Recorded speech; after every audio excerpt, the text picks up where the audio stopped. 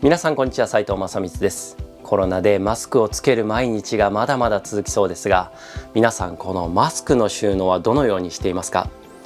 今日はこのマスクを収納する場所を作っていきたいと思います。それでは早速始めていきましょう。今回のプロジェクトでは工房に余っている端材を使っていきたいと思います。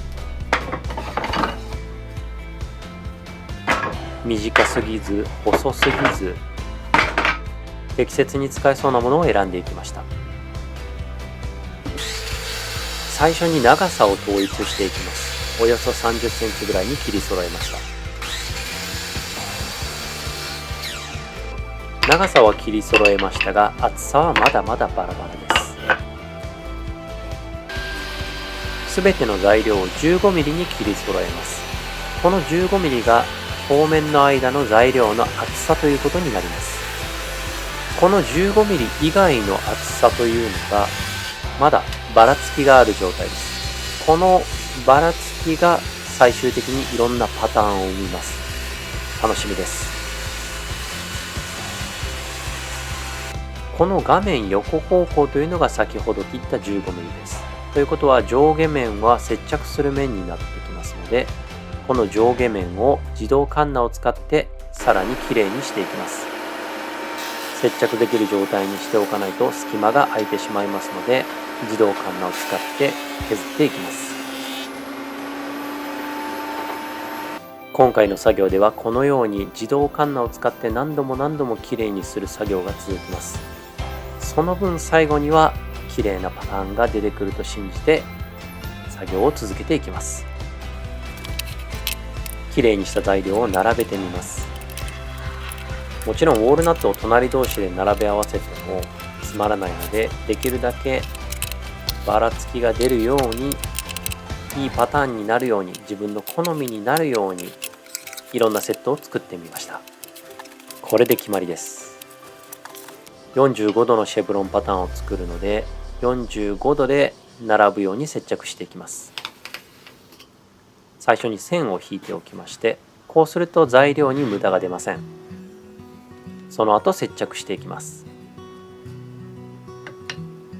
最初に引いた45度のラインに並ぶようにクランプで留めていきます。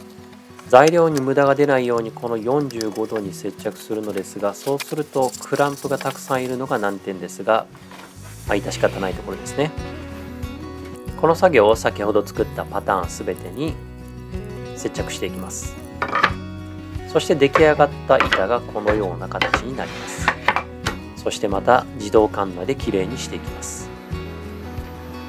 少しずつ削ってすべてのパターンを同じ厚さにしていきます。すべてのパターンがきれいになったら45度にカットしていきます。一度基準面を出したら、その後はストップブロックを使って同じサイズの平行四辺形になるように全てをカットしていきます。同じ幅の平行四辺形の短冊をたくさん作っていきます。今回はテーブル層で作っていますが、スライド丸のこなんかでも同じことができると思います。切り終わったら自分の好みのパターンになるように並べ替えていきます。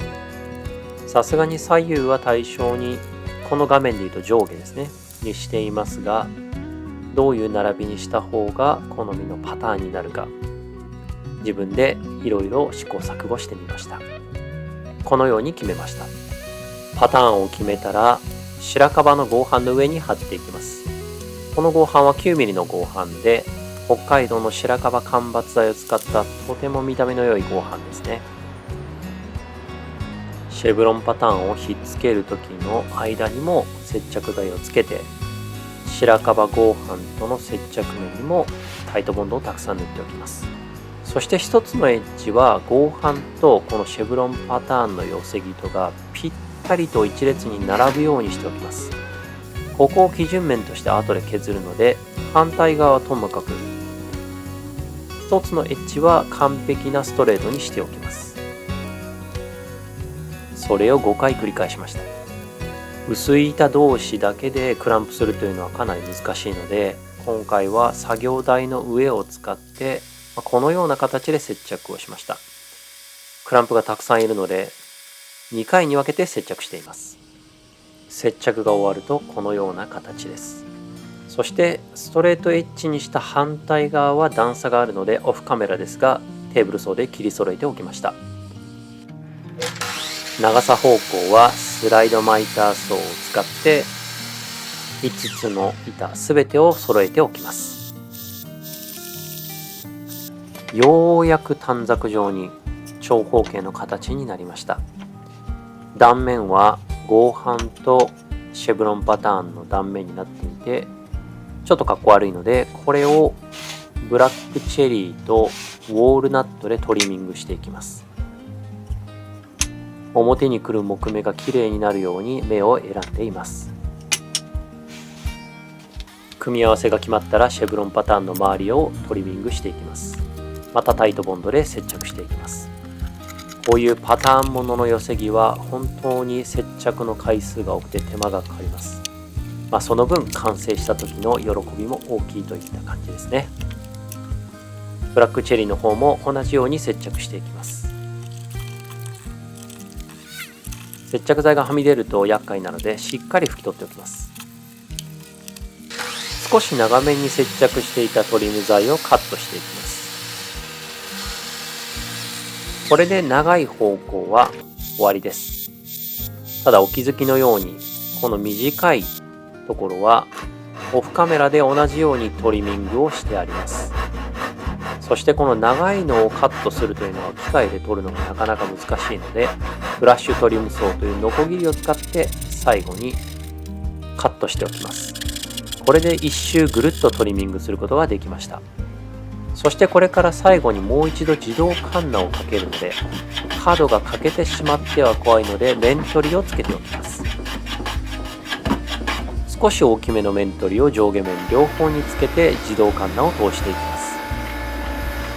この時にシェブロンパターンのいろんな方向にある木目が欠けてしまっては本当に怖いので、どうでしょう、100分の2ミリずつぐらい削るようなイメージで本当に何回も何回も自動カンナを通しました。おかげで一度も欠けることはありませんでした。それが終わったら今度はサンダーで研磨していきます。ほぼ自動カンナで綺麗に仕上がっているので軽く研磨するだけで大丈夫です。180番のペーパーをつけたランダムアクションサンダーで仕上げました。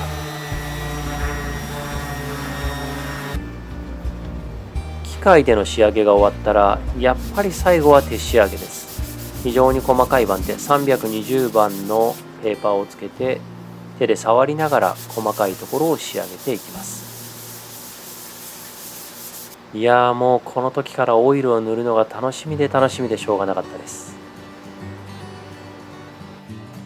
上下面には少し大きめの面取りをつけておきました。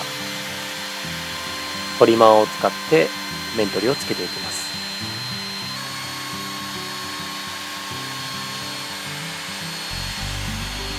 次はマスクを引っ掛けるところの棒をつける穴を開けていきます。ボール板を使って30度に角度をつけて穴を開けていくのですが、今回使った材料、比較的硬い材料かつ30度という角度がついているので刃物が逃げやすい状態になっています。しかも寄せ木なので硬い材料、そうじゃない材料が交互に現れたりしてなかなか難しかったですね。一番難しかったのはやっぱりメープルですかね。硬いので。とは言ってもやはりゆっくりやればできないことはありません。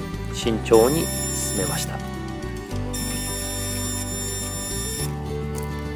そしてそこに入れるための丸棒を切り出しておきます。今回はホームセンターで買ってきた丸棒を使いました。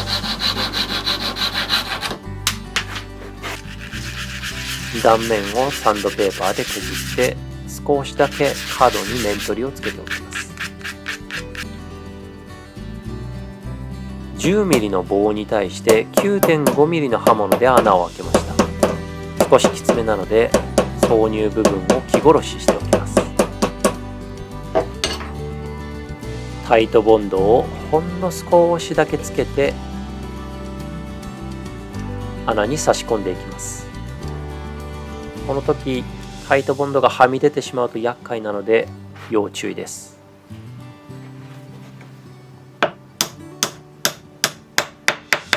ただ 100% はみ出ないというのは無理なので、はみ出てしまった部分はしっかりと拭き取っておきます。これをやっておかないと、オイルを塗った時にそこだけオイルが染み込まず色にムラが出てしまいます。必ず水をつけて拭き取っておきましょう。さあ、待ちに待った瞬間です。もうここからはナレーションはいらないですね。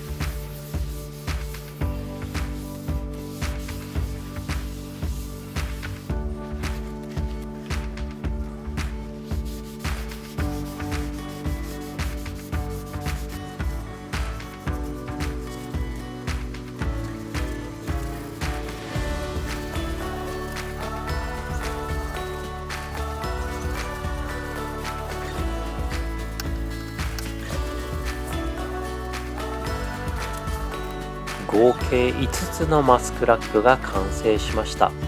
これすべて端材です。それでは我が家の玄関に取り付けていきたいと思います。両面テープでの取り付けも考えたのですが、力がかかって外れてしまっては困るのでネジ止めにしました。